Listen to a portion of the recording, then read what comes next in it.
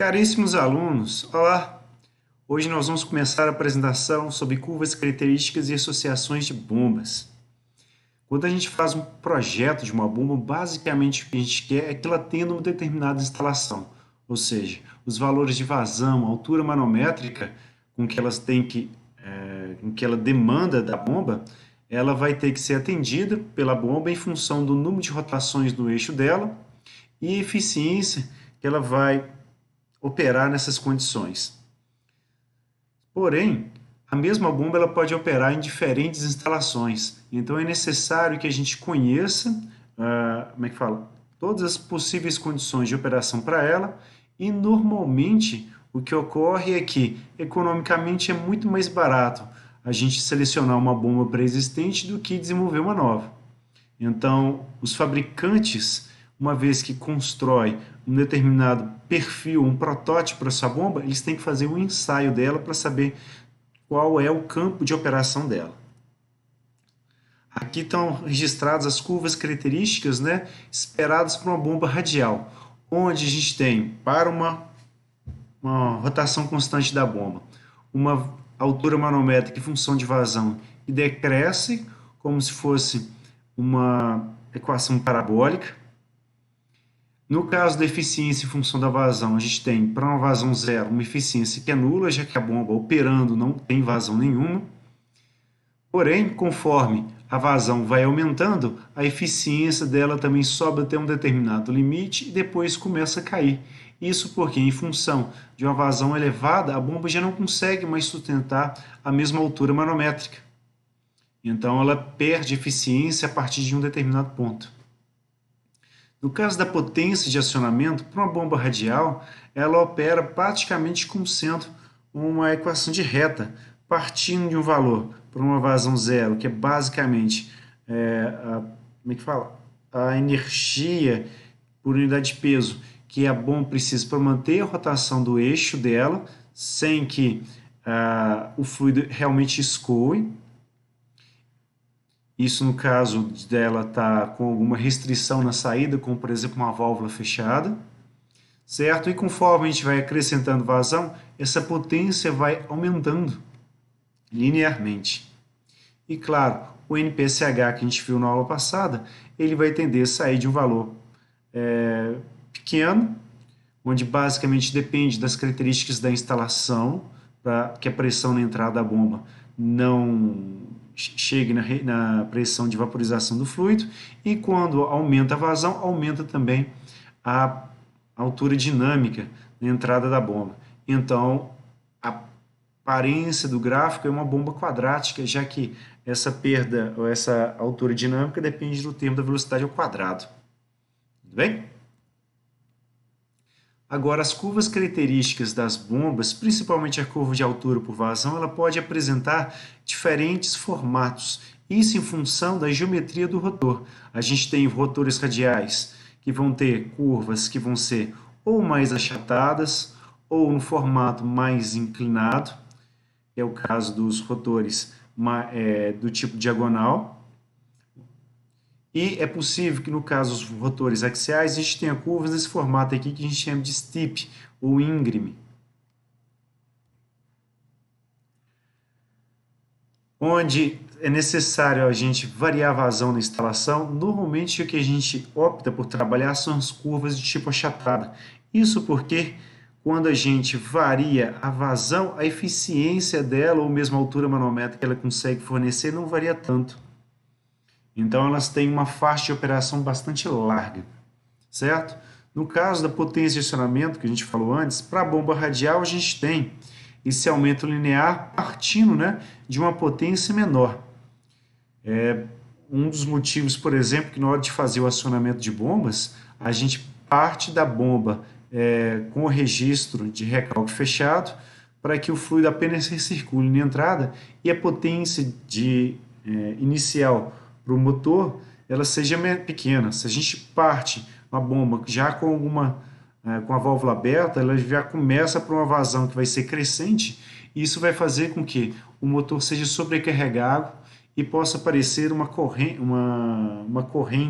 mais elevada no enrolamento do motor, levando a uma fusão do verniz que recobre como é que fala? Os enrolamentos do motor. No caso das bombas do tipo axial, a gente tem justamente o oposto acontecendo. Como elas são bombas que basicamente empurram o fluido, ou seja, ao girar, elas vão criar uma força de sustentação que vai deslocar o fluido, elas, como é que fala? Essa mínima potência de acionamento está justamente associado a menores vazões, a maiores vazões, perdão. Porque para menor vazão, o que vai acontecer é como se o rotor ele tivesse travado, daí o motor precisaria de muita potência para fazer o acionamento dela. A gente ainda tem algumas curvas anômalas para operação de bombas que normalmente problemas de montagem, no caso da inversão, por exemplo, da orientação das pás, entre, como é que fala, uma pá que ela é voltada para trás, ela foi montada incorretamente para frente, ou no caso da gente ter uma bomba com um ângulo superior a 90 graus mesmo, de projeto, e aí quando ela opera, a gente tem justamente o comportamento tipo dropping,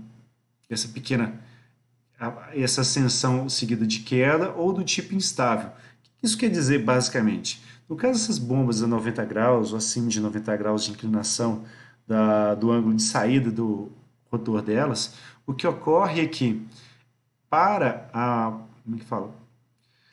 Durante a rotação do rotor, pode acontecer da resistência do escoamento variar em função justamente de recirculações entre as pás. Isso faz com que, ora, a bomba esteja operando por uma mesma altura manométrica, com uma vazão e depois outra. Isso faz com que a operação fique instável, você tenha como é que fala? Uma variação na força que o fluido vai estar fazendo sobre o eixo do rotor, então vai fazer com que sobre o rotor apareça uma vibração no sentido de torcer o eixo do rotor, que é prejudicial à operação dele. E a gente tem também do tipo instável, perdão, onde isso vai acontecendo de maneira contínua. Então você tem um problema de vibração sério na operação dele. Para obter as curvas características da bomba, é preciso coletar simultaneamente, durante a operação, tanto a vazão quanto a altura manométrica, a rotação no eixo da bomba e a potência de acionamento. Ou seja, a gente tem que coletar basicamente todas as variáveis associadas à movimentação, tanto do eixo do rotor, quanto do que isso vai resultar em questão de vazão e altura manométrica. Por isso, os fabricantes fazem ensaios buscando justamente monitorar essas grandezas. Basicamente, o que a gente faz? Alterando a altura manométrica através de uma válvula jusante da bomba, ou seja, depois dela, uma bomba de recálculo, a gente vai mudando o ponto de operação da bomba e vai coletando qual que vai ser o valor de rotação, de acionamento, qual que é a vazão obtida, etc. Os fabricantes, como eles querem, podem criar rotores de diferentes diâmetros, normalmente eles também variam o diâmetro dentro do mesmo teste para poder criar as curvas características da família de bombas. Para a gente poder medir a potência de acionamento, o que a gente faz é o uso de uma abraçadeira sobre o eixo do motor, e essa abraçadeira ela está ligada a um braço que vai fazer uma força sobre uma célula de carga.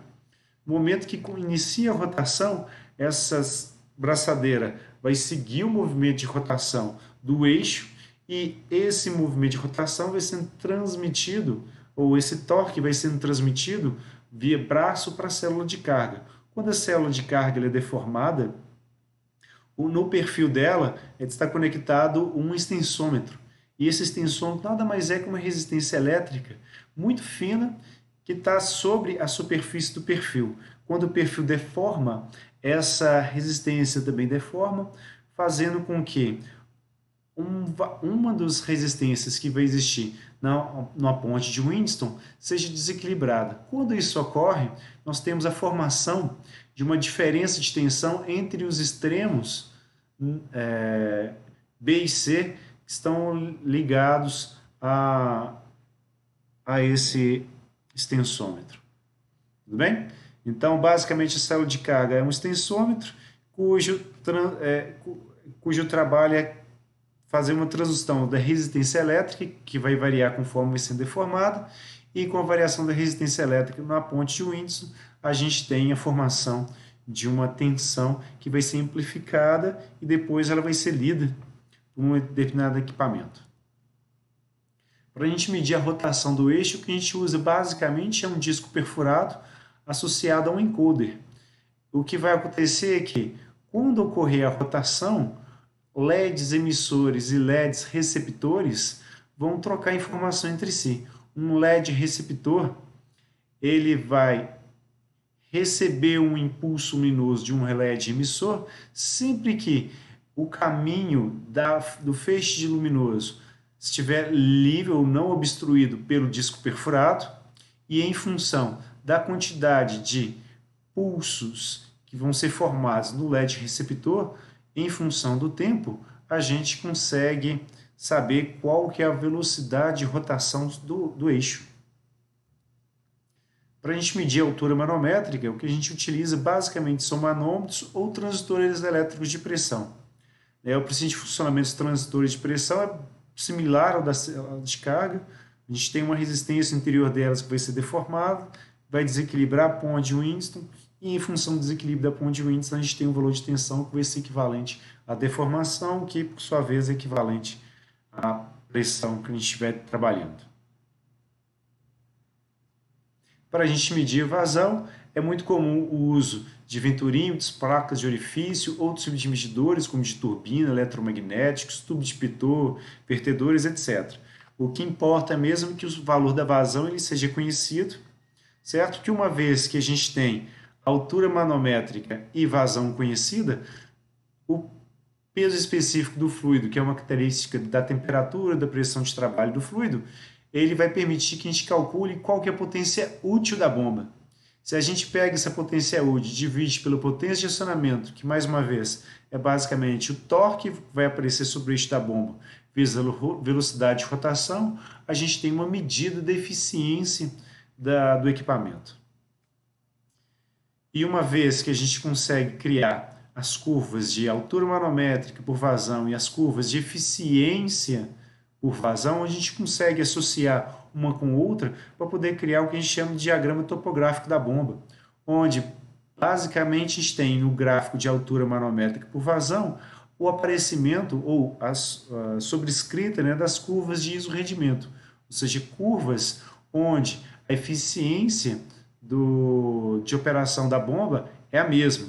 Ele é obtida basicamente da seguinte forma: no gráfico de eficiência por vazão, a gente pega diferentes curvas que podem ser obtidas a partir de diferentes rotações do eixo ou a partir de diferentes diâmetros de rotor montados no eixo da bomba. E uma vez que a gente conhece já todos os dados de altura por vazão e momento por rotação, em vez de rotação, a gente consegue, com o gráfico de eficiência, assumir um valor constante, onde a gente tem a interseção, neste caso aqui do exemplo, 4 pontos que têm a mesma eficiência. Se esses 4 pontos são plotados sobre as curvas de altura por vazão, a gente vai ter 4 pontos sendo formados e estendendo ou ligando esses pontos, a gente acaba formando a curva de isorrendimento. Existem também outras formas de obter isso, formas analíticas, utilizando basicamente ou conhecendo basicamente a equação que vai compor as curvas de altura manométrica por vazão e de eficiência por vazão. Usando Bhaskara, a gente consegue isolar quais vão ser os pontos que vão ter o mesmo rendimento e usar um software para poder plotar os pontos de isorrendimento sobre as curvas de vazão por altura manométrica por vazão. Outra possibilidade ainda é de a gente utilizar as equações de Ratot, mas essas a gente ainda vai ver mais para frente.